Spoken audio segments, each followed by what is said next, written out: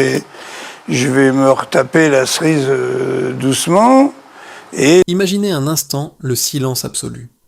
Un silence lourd, presque palpable, qui flotte dans les couloirs d'une maison, pourtant chargée par l'écho de triomphes passés.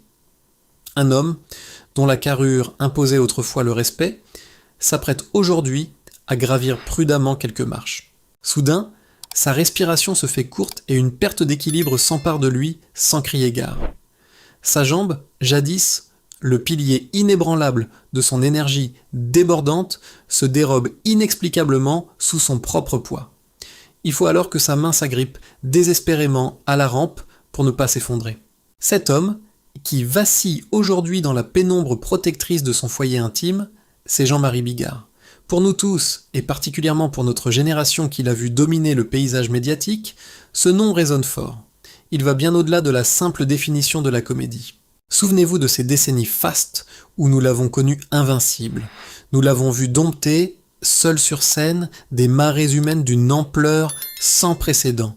Rappelez-vous, 80 000 personnes réunies au Stade de France, totalement suspendues à ses lèvres. Il incarnait le symbole absolu d'une force brute, d'une énergie volcanique qui semblait repousser toutes les limites biologiques. Sur scène, il courait, il transpirait sous les faisceaux des immenses projecteurs. Il s'était forgé une véritable armure de titan. Et pourtant aujourd'hui, le grand colosse a fini par poser un genou à terre. Récemment, avec cette même franchise saisissante qui a construit sa légende, il a brisé le silence d'une manière inattendue. Lors d'un témoignage bouleversant, il a prononcé des mots d'une lucidité foudroyante. Une courte phrase a provoqué une onde de choc chez tous ceux qui l'ont accompagné. Je constate ma décrépitude. Entendre un tel aveu sortir de la bouche de Jean-Marie Bigard provoque un immense vertige. Ce n'est pas seulement le constat amer d'un homme épuisé, c'est surtout l'aveu douloureux d'une dépossession absolue de ses propres moyens physiques. Le terme décrépitude n'a pas été choisi par hasard. Il révèle un véritable effondrement intérieur. Il traduit une perte tragique de souveraineté sur ce corps qui fut son outil de travail le plus précieux. Alors, une question vertigineuse s'impose instantanément à nous tous face à cette réalité. Que s'est-il réellement passé dans l'ombre pour que cette montagne s'effrite lentement sous nos yeux? Est-ce uniquement l'usure naturelle des années qui vient réclamer son dû? En observant son parcours avec une attention renouvelée, on réalise une vérité troublante. Cet épuisement physique soudain n'est peut-être que l'écho tardif d'un épuisement émotionnel monumental. La scène était pour lui bien plus qu'un métier. C'était un exutoire colossal. C'était une armure de bruit tissée pour étouffer le silence d'un immense traumatisme originel. Aujourd'hui, privé de cette adrénaline surpuissante, le corps finit par céder. Il présente la note d'une vie passée à retenir ses larmes. Pour bien comprendre les failles secrètes de Jean-Marie Bigard, il nous faut quitter les lumières aveuglantes des stades. Il faut revenir avec pudeur à l'aube des années 70, à l'époque où il n'était encore qu'un jeune adulte. À cet âge charnière, la vie ressemble généralement à une promesse d'avenir immense et lumineuse. Pourtant pour lui, le destin a froidement choisi de refermer brusquement toutes les portes de la légèreté. Le premier coup de boutoir est venu avec la maladie prolongée de sa mère, le véritable pilier du foyer familial. Voir s'éteindre lentement celle qui vous a donné la vie est une épreuve d'une cruauté psychologique inouïe. La disparition de sa mère a laissé un vide vertigineux et incommensurable dans le cœur du jeune Jean-Marie. Elle a marqué la fin brutale d'une époque heureuse, initiant le début d'une lente érosion intérieure. Mais à cet instant précis, malgré un chagrin abyssal, il lui restait encore un repère fondamental, son père. Malheureusement, le destin impitoyable n'en avait pas encore terminé avec la famille Bigard. À peine une année plus tard, une nouvelle tragédie foudroyante est venue frapper à leur porte d'une manière totalement irrationnelle. Son père a été emporté par un événement d'une soudaineté absolue, une disparition injuste qui a figé le temps à jamais. Ce second drame consécutif a été perçu non seulement comme une perte immense, mais surtout comme une injustice suprême. En l'espace d'un battement de cils, le jeune homme s'est retrouvé amputé de ses deux piliers fondateurs. Il était désormais livré à lui-même face à un monde devenu soudainement hostile, froid et atrocement silencieux. Imaginez un instant le cataclysme émotionnel qui ravage l'esprit d'un jeune adulte confronté à une telle fatalité. L'absence définitive des parents résonne lourdement dans une maison familiale autrefois remplie de chaleur. C'est un silence assourdissant qui vous ronge de l'intérieur, une obscurité pesante qui menace de vous engloutir totalement. C'est très précisément ici, dans les décombres fumants de son univers affectif, que s'est forgée l'imposante carapace de l'artiste. Pour ne pas sombrer dans la folie face à cette double absence, Jean-Marie a dû inventer un puissant mécanisme de survie. Il a choisi la voie du rire, mais un rire démesurément bruyant, tonitruant et volontairement provocateur. Sa présence scénique si massive n'était donc pas une simple posture théâtrale pour amuser la galerie. C'était un véritable cri du cœur permanent, une rébellion farouche et désespérée contre le sentiment accablant d'abandon. En remplissant l'espace de sa voix surpuissante, il repoussait symboliquement le silence glacé de la mort. Ce besoin impérieux de faire du bruit était sa seule manière de prouver qu'il était encore bel et bien vivant. L'humour poussé à l'extrême est devenu son bouclier émotionnel impénétrable, sa façon de maîtriser un destin tragique. Derrière chaque provocation, il y avait en réalité l'enfant blessé qui refusait d'être à nouveau délaissé. Cette dévastation originelle a laissé dans son sillage une fin inextinguible d'affection et de stabilité. Mais cette quête obsessionnelle, pour recréer un foyer à n'importe quel prix, n'allait-elle pas le conduire vers un nouveau chemin de croix ? En fuyant le silence accablant de son passé, Jean-Marie Bigard s'est lancé à corps perdu dans le travail. Il a conquis la France entière, bâtissant un empire du rire qui semblait le mettre à l'abri de toute souffrance. Mais au sommet de cette gloire étourdissante, la solitude, compagne discrète mais tenace, est venue frapper à sa porte. Le vide laissé par la perte prématurée de ses parents avait creusé en lui un besoin existentiel fondamental.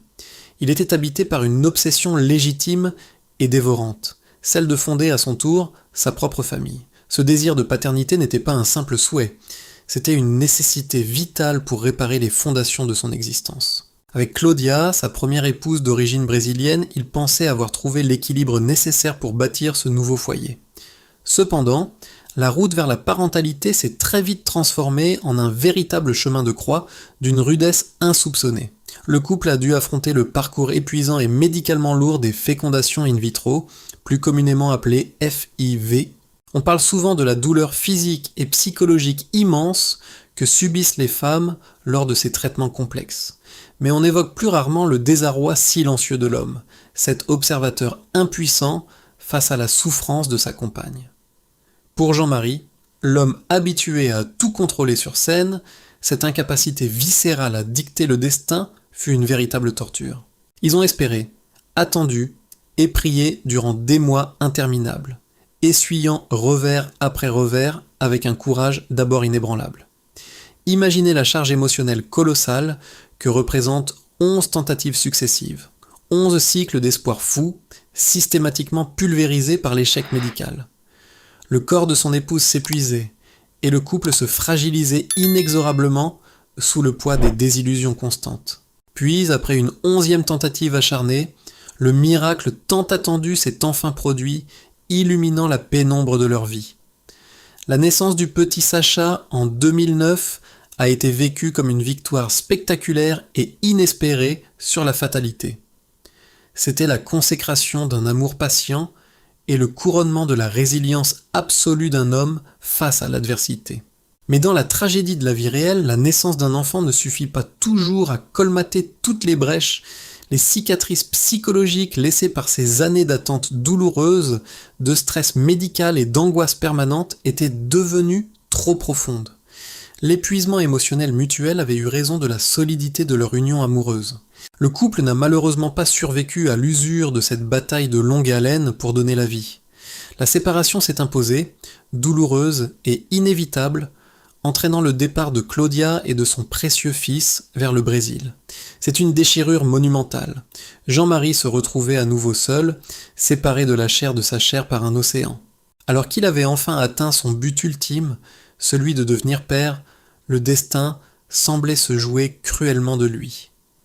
De retour dans une maison désespérément vide, l'empereur des stades réalisait amèrement que le bonheur demeurait un mirage éphémère. Mais lorsque les ténèbres semblaient totalement définitives, le destin préparait-il déjà une nouvelle épreuve bouleversante sous les traits séduisants d'un miracle inattendu ? Après la tempête du divorce et l'éloignement déchirant de son fils aîné, l'horizon semblait définitivement obscurci pour l'artiste. Mais la vie possède cette capacité fascinante à faire jaillir la lumière là où on ne l'attendait sincèrement plus. Cette étincelle salvatrice a pris les traits lumineux de Lola Marois. Beaucoup de regards extérieurs et de commentateurs se sont hâtivement focalisés sur leurs différences d'âge vertigineuses. Ils y voyaient une simple parenthèse mondaine, une illusion éphémère propre au milieu impitoyable du show business.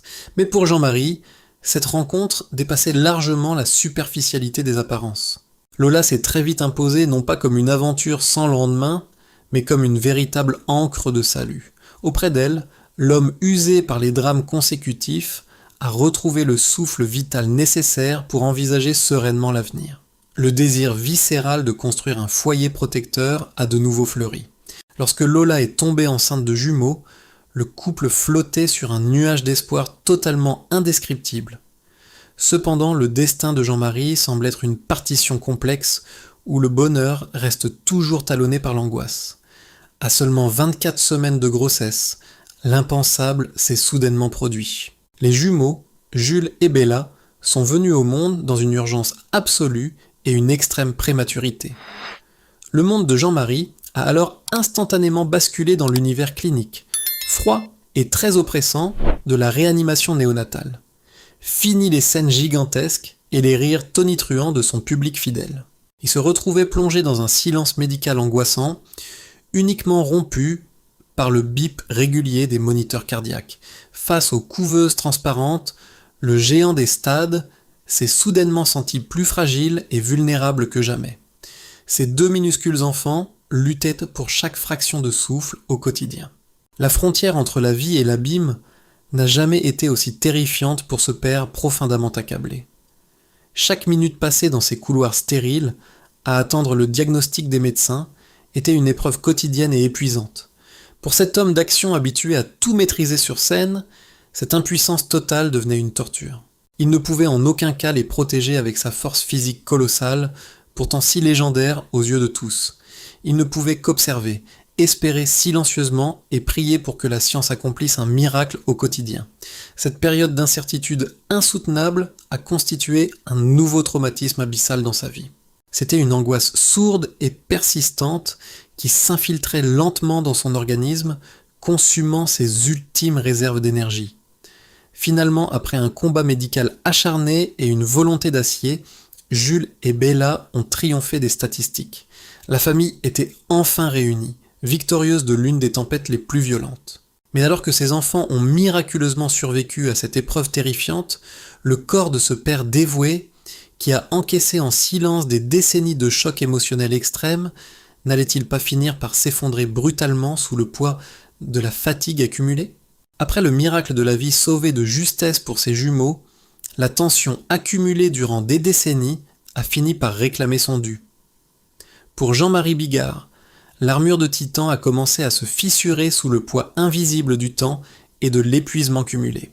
Ces dernières années, le destin est venu lui porter des coups brutaux et totalement imprévisibles. En l'espace de 2 ans seulement, cet homme autrefois si vigoureux a dû traverser l'épreuve terrifiante de 3 accidents vasculaires cérébraux consécutifs.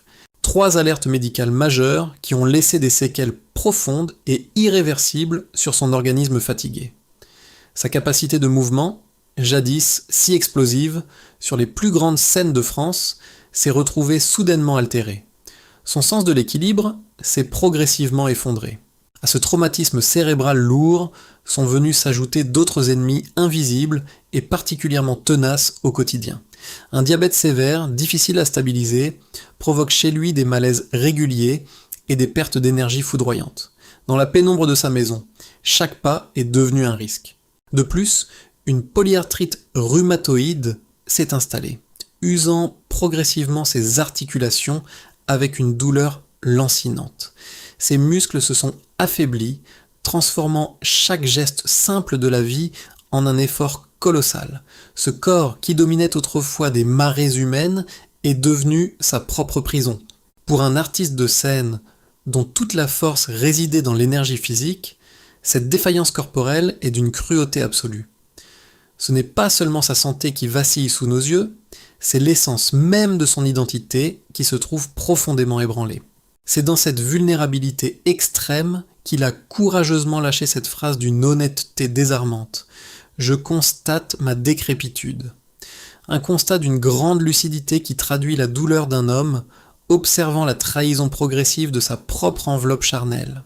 Mais la souffrance la plus profonde et la plus terrifiante pour lui ne réside pas dans la simple douleur physique. Sa véritable angoisse demeure psychologique, la peur panique de devenir un poids pour sa jeune épouse Lola et pour ses jumeaux qui grandissent encore. Lui qui a toujours voulu être le protecteur inébranlable du foyer se retrouve aujourd'hui dans la position de celui qu'il faut accompagner.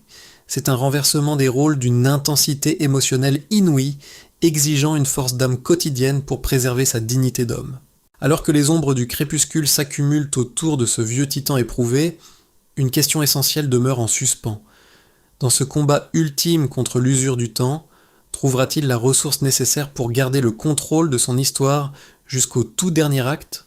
Jean-Marie Bigard n'a jamais été un homme enclin au renoncement passif.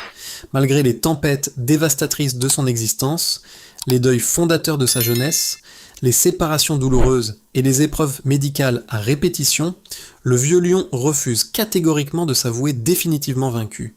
Il a désormais troqué les marées humaines des arènes gigantesques contre la pénombre apaisante et l'enceinte protectrice de sa maison familiale. L'armure de titan s'est inévitablement érodée sous les coups répétés du temps, mais derrière les fragilités physiques subsiste l'esprit indomptable d'un homme d'exception. Dans ce chapitre crépusculaire de son parcours, sa plus belle victoire ne se cherche plus dans les chiffres de fréquentation, ni dans les triomphes passés. Elle réside aujourd'hui dans le regard profondément bienveillant de son épouse Lola, devenue au fil des épreuves un véritable pilier du quotidien. Elle incarne sa stabilité quand son propre corps vacille brutalement, sa voix d'apaisement lorsque les doutes surgissent et le rempart protecteur qui veille sur leur foyer. Avec leurs enfants, Jules et Bella, ils forment une tribu soudée autour d'un père qui a tout donné pour leur transmettre l'essentiel. En contemplant l'ensemble de cette vie hors du commun, on réalise à quel point l'existence de Jean-Marie Bigard ressemble à une trajectoire théâtrale d'une profondeur insoupçonnée. C'est l'histoire d'un homme qui a offert le rire à des millions de Français pour ne jamais sombrer sous le poids de ses propres blessures.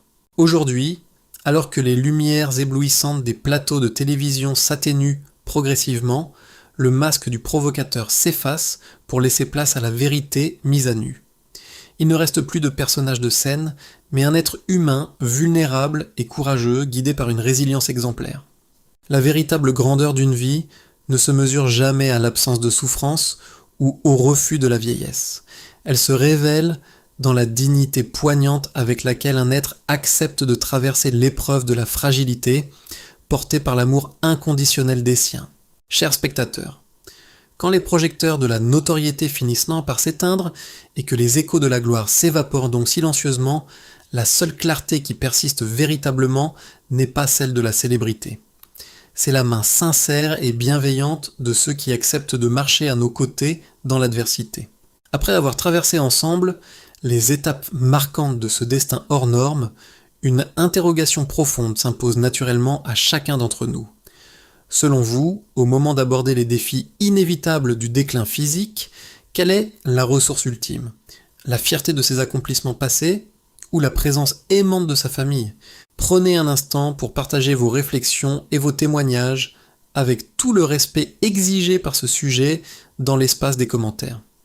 Si cette rétrospective documentée et humaine vous a apporté un éclairage nouveau, n'hésitez pas à laisser un pouce bleu, à vous abonner à la chaîne et à partager cette vidéo.